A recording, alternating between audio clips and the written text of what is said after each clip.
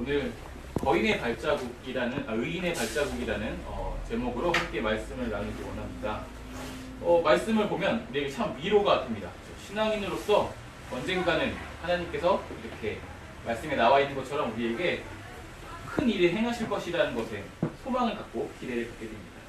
저는 오늘 말씀을 읽으면서 사자성어 하나가 떠올랐습니다. 바로 권선징악이라는 말입니다. 선을 권하고 악을 벌한다. 그리고 잘 아는 말씀입니다. 비록 악인이 의인을 위협하는 세상이고 악인이 칼을 빼고 활을 당겨서 가난하고 궁핍한 자를 쓰러뜨리고 정직한 자, 자기의 길을 똑바로 걷는 사람들을 죽이려고 하는 세상이라고 묘사하고 있습니다. 하지만 그날, 여호와의 날, 주님이 허락하신 그날에 악인들은 멸망할 것이고 의인들의 기업은 영원할 것이라고 우리에게 교훈하고 있습니다. 우리 여호와의 날을 기다리면서 선을 행하는 그런 의인으로 살아가야 할 줄 믿습니다. 아멘.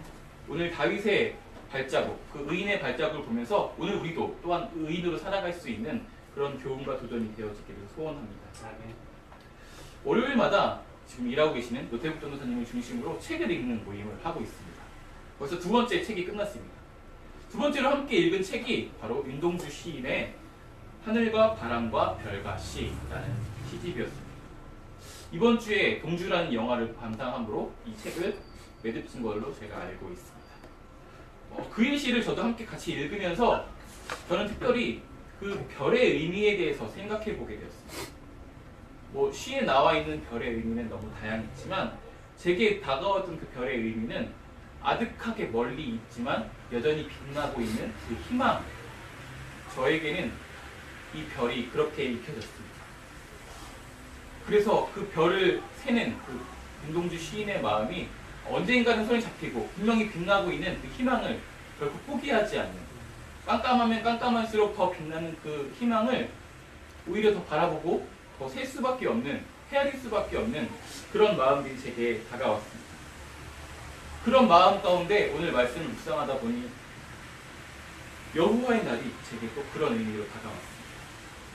예수님을 믿는 우리들에게 별과 같은 의미입니다. 세상이 깜깜하면 깜깜할수록, 하나님의 말씀이 잊혀지면 잊혀질수록 우리 가운데 더 눈부시게 빛나는 그 여호와의 날, 다시 오실 하나님에 대한 소망이 우리 가운데 그렇게 다가왔습니다. 그게 우리 가운데 희망이 되어집니다. 그날은 옵니다.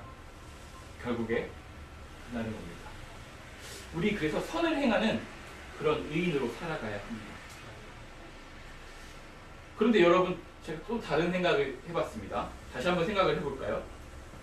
우리 지금 다윗이 이렇게 하나님께 호소하고 있는 이유가 있습니다. 그것은 바로 현실에서는 하나님의 말씀처럼 권선징악, 악인이 멸망하고 의인이 상을 받는 그런 일들이 잘 되지 않기 때문에, 오히려 악인이 잘 되는 세상 가운데 있기 때문에 오늘 이런 고백들을 하고 있는 것입니다. 시편의 1편을 보면 이 시인이 의인을 어떻게 생각하고 있는지, 악인을 어떻게 생각하고 있는지 우리가 알 수 있습니다. 시편 1편에 의인에 대한 묘사가 나오는데요. 여호와께서 인정하시는 길을 걷는 사람, 또한 여호와의 율법을 즐거워하며 주야로 묵상하는 사람, 그런 삶을 사는 사람을 의인이라고 표현하고 있습니다. 또한 이렇게 의인으로 살아왔던 사람이 바로 다윗입니다. 그런 다윗 삶이 시냇가에 심은 나무처럼 계절을 따라 다른 열매들을 맺고 정말 복에 있는 삶, 복의 삶, 복 있는 사람의 삶을 살아가야 하는데 현실을 둘러보니 그렇지 않는 것이죠. 오히려 말씀에서 교훈하는 것처럼 악인이 멸망해야 하는데 더 잘 됩니다. 그 앞에 말씀을 지키고 있는 내가 너무 무기력해 보입니다. 나를 넘어뜨리려고 음모를 꾸미고 일을 가는 그 사람들에게 내가 비웃음거리가 되어지고 있습니다. 다윗은 그럼에도 여전히 의인으로 살아가야 하는 건가요? 오늘 우리가 사는 세상을 한번 살펴보도록 하겠습니다. 우리가 사는 세상은 이 선과 악의 의미가 모호합니다. 모두 자기의 이익을 따라 행동하기 때문이죠. 도대체 무엇이 선이고 무엇이 악입니까? 오늘 우리가 살아가는 세상을 우리는 포스트 모더니즘이라고 표현합니다. 이 포스트 모더니즘의 특징이 절대적인 기준과 전통이 깨어져서 모두 자기의 어떤 기준과 상대적인 가치를 가지고 살아가는 세상이 바로 포스트 모더니즘의 특징 중에 하나입니다. 절대적인 기준이 사라져버렸습니다. 다 상대적이고 모든 가치를 판단하는 것은 내가 되어버렸습니다. 나에게 유익이 되는가, 나에게 해가 되는가, 그것에 따라서 선과 악이 결정되어집니다. 그러면 이런 시대를 살아가는 사람들은 어떻게 살아갑니까? 적당히 법의 테두리 안에서 범죄하지 않고 그냥 도덕적으로 도의적인 책임을 다하면서 그렇게 살아가는 것이 현명하다고 그들은 이야기합니다. 선을 잘 지키는 것이 현명하다고 이야기합니다. 예수님을 믿는 것도 그렇습니다. 그냥 예배하고 말씀 읽고 기도하고 이웃을 향해서 봉사하고 그렇게 티나지 않게 혼자 그 내면을 갈고 닦으면서 그렇게 하나님 앞에 신앙인으로 살아가야 하지 않는가. 뭐 선인이 악인이 그런 관념적인 것보다 정말 실제적이고 실리적인 것들을 바라봐야 하지 않는가. 그것이 현명한 것이 아닌가. 오늘 우리의 삶은 우리에게 그렇게 질문하게 만듭니다. 그럼에도 우리가 이 의인의 삶을 포기할 수 없는 이유들이 있죠. 그것이 바로 오늘 말씀에 시인의 삶에 다윗의 삶에 드러나 있습니다. 우리가 의인의 삶을 저버릴 수 없는 그 이유는 첫째로 우리에게는 선과 악, 옳고 그름의 기준이 명확하게 있다라는 것입니다. 바로 하나님의 말씀, 예수 그리스도가 그 기준 되어 주십니다. 무엇이 옳은 것이고 무엇이 의인의 삶인가? 시편 1편에서는 의인은 반드시 복을 받게 됩니다. 복 있는 사람의 삶을 의인은 복 있는 사람의 삶을 살아가게 되는데요. 바로 자기의 삶의 자리에서 이 의인이라는 말이, 이 복 있는 사람이라는 말이 바로 자기의 삶의 자리에서 하나님이 허락하는 자리라는 믿음으로 살아가는 사람입니다. 자기의 삶의 자리에 충실하게 살아가는 사람이 복 있는 사람이라고 시편 1편을 우리에게 교훈하고 있습니다. 자녀로서, 부모로서, 학생인으로서, 직장인으로서, 사회의 어떤 직위를 가진 사람, 또 교회의 어떤 직분을 가진 사람으로서 하나님이 허락하신 그 자리에서 충실하게 살아가는 사람이 바로 복이 있는 사람입니다. 히브리어로는 이 복을 아쉐레이라고 표현하고 있습니다.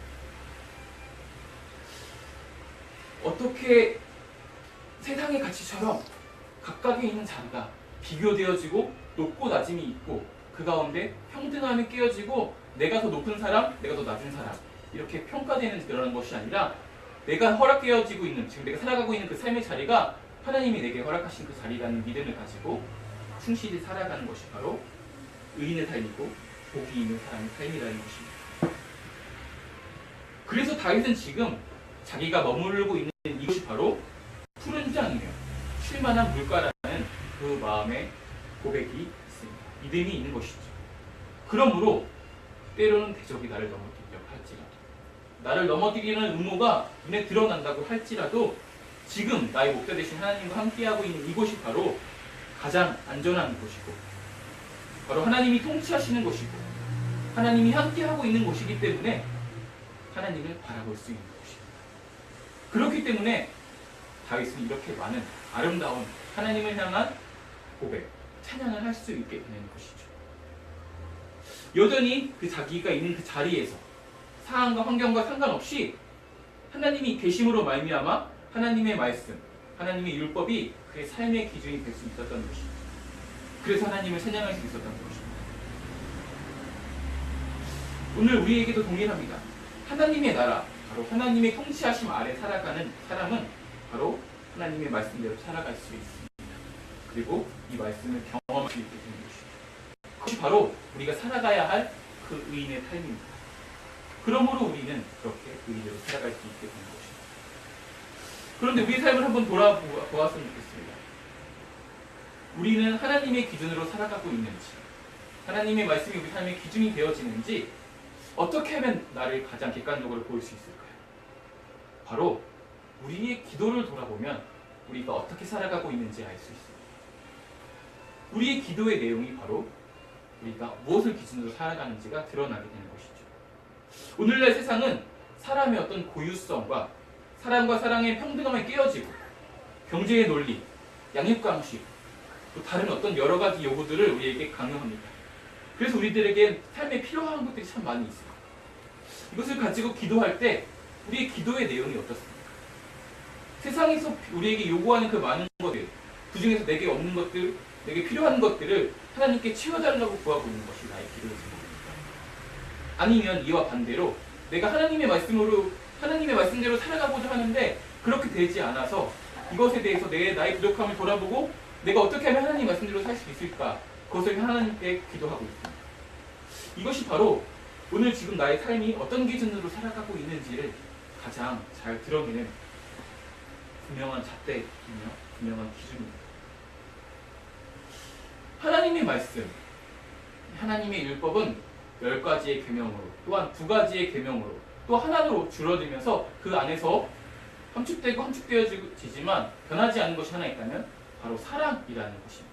하나님을 사랑하고 이웃을 사랑하고 또한 이웃을 사랑하게 되는 것이 바로 하나님의 율법 그 말씀 가운데 아무리 축약되고 아무리 요약해도 변하지 않는 핵심인 것이 있죠. 그렇다면 우리는 이 사랑을 표현하는 삶을 살아가야 합니다. 우리의 사랑이 형제와 이웃과 우리 원수에게까지 전해져야 하는 것입니다. 그런데 우리가 그렇게 살아가고 있는지 또한 우리의 삶을 돌아보면 잘 알 수 있습니다. 하지만 우리가 그 사랑 안에 살고 있을 때 오히려 우리는 하나님의 사랑을 더 깊게 경험할 수 있습니다. 내가 누군가를 사랑할 때 나를 사랑하는 하나님의 마음의 그 의미와 그 깊이들을 다시 한번 깨달을 수 있고 내게 또 다른 의미로 다가오게 되는 것이죠. 그래서 우리가 의인으로 살아갈 수 있는 이 2가지 방법, 바로 이것입니다. 지금 내가 하나님께서 허락하신 그 자리를 잘 지키며 살아가고 있는 것인가? 아니면 이웃을 향해서 나의 하나님의 그 율법대로 사랑을 전하며 살아가고 있는 것인가? 이것이 우리가 의인으로 살아가게 되는 이유이며 주님 안에 있을 때 우리가 가장 안전하다고 또한 하나님의 사랑을 누린다고 고백할 수 있는 우리들의 고백이 되어야 할 줄 믿습니다. 또한 2번째로 우리가 어떻게 여전히 의인으로 살아갈 수 있는가? 우리는 바로 예수를 부인할 수 없는 사람들이기 때문에 의인으로 살아갈 수 있게 되는 것입니다. 지금은 성탄절을 앞두고 있죠. 성탄절을 앞두고 우리는 예수님의 오심을 기억합니다. 비록 많은 사람들이 그 의미가 퇴색되어졌고 약해졌다고 하지만 그럼에도 불구하고 예수님을 믿는 사람이건 믿지 않는 사람이건 이 성탄절이 되면 예수님이 오심을 기억하게 됩니다. 그런데 우리는 여기서 문제의식을 가져야 합니다. 왜 예수님을 믿는 우리들의 삶, 우리들이 어떤 것이 아니라 성탄절에 예수님을 기억하게 되는 것일까요? 성탄절에 그들이 생각하는 어떤 캐롤과 어떤 트리들을 보면서 예수님이 오셨지. 왜 그렇게 깨닫게 되는 걸까요? 평상시에 우리의 삶을 통해서 예수님을 그들이 기억해야 하지 않을까요? 우리가 그렇다면 말로는 우리가 주님을 부인할 수 없다고 이야기하지만 실제로 우리 삶 가운데 하나님과 무관하게 살아가고 있지 않나 또한 살펴보아야 할 것입니다. 그런 이야기를 들은 적이 있습니다. 예수 믿는 사람들이 더하다. 교회에 가려고 했더니 예수 믿는 누군가 때문에 상처받아서 교회에 못 가겠다. 우리가 우리의 삶이 우리의 말이 예수님을 기억하게 하는 그리고 예수님을 자랑하는 어떤 것이어야 하는데 오히려 우리의 어떤 것이 다른 사람들로 하여금 예수님을 믿지 못하게 하는 요인이 되지 않는지 우리 삶을 좀 돌아봐야 하겠습니다.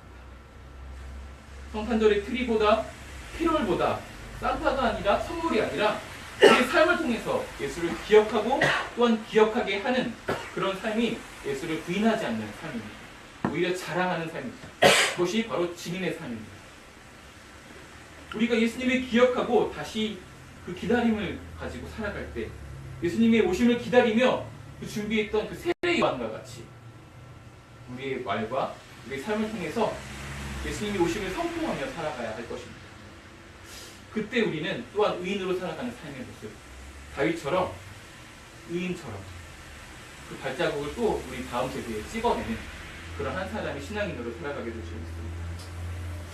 다윗은 또한 오늘 말씀에서 그날 또 여호와의 날, 하나님의 구원의 날이며 동시에 심판의 날인 그 여호와의 날을 소망하는 것은 다른 어떤 것이 아니라 그 삶의 유일한 희망이 바로 다시 오실 하나님께 있었기 때문입니다.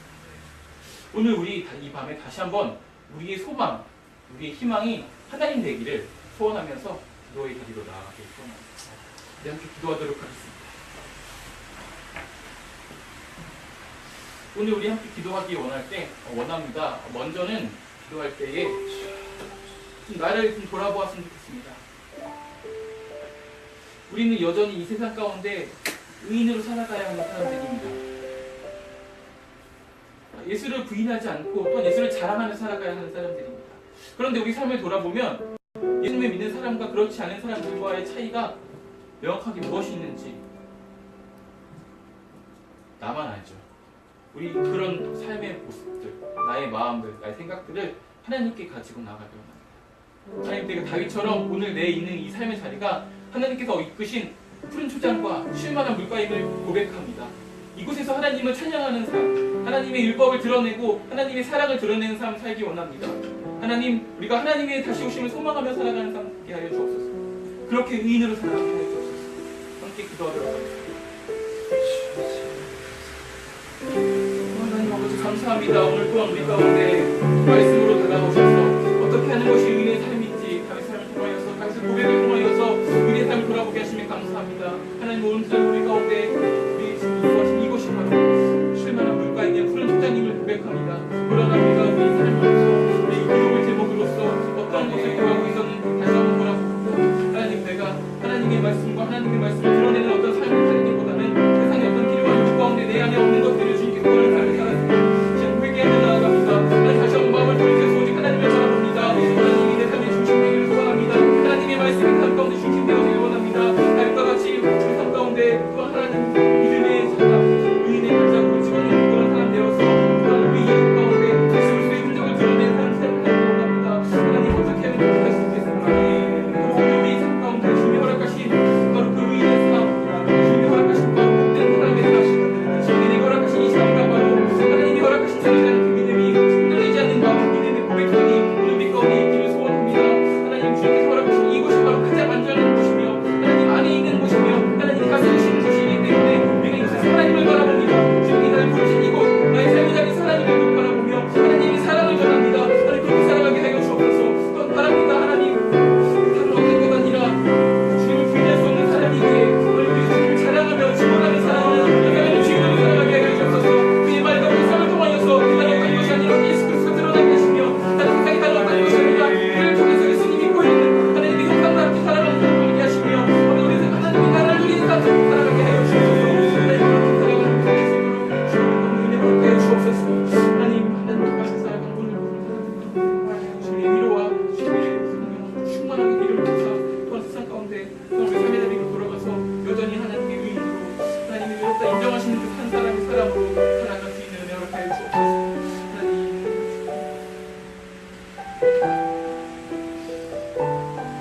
아버지,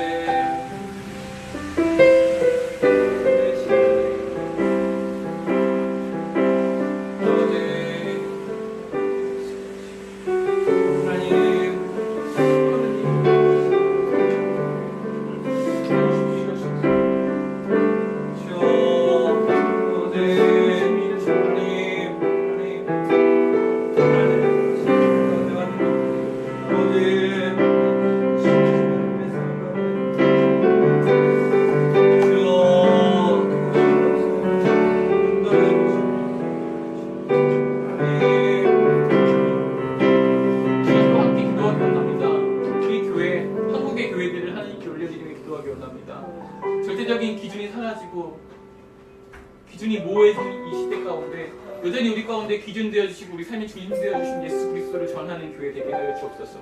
세상 가운데 이것이 바로 사랑이라고 드러낼 수 있는 예수님의 흔적을 또한 드러낼 수 있는 교회 되게 하여 주옵소서. 우리 한국교회가 그런 역할을 감당할 수 있게 해달라고 또 함께 기도하며 나아가도록 하겠습니다. 하나님 아버지 감사합니다. 주님께서 머리 주신 머리를 입어서 세우신 이 하나님 교회가 하나님의 소원합니다. 다른 어떤 것 아니라 예수 그리스도의 흔적을 드러내는 교회 되기를 원합니다. 하나님, 세상의 가치가 무엇인지 또한 어떤 것인지 어떤 하나님 가운데 좀 이해되는 것들을 전해주는 것을 바라며 나에게 이해되는 무엇을 작은 것을 가지고 살아가는 우리 세상 가운데 그렇지 않다고 무조건적인 사랑을 하고 이곳에 있다고 사랑이 없다고 말하는 것 가운데 이곳이 바로 사랑이 있다고 고백할 수 있는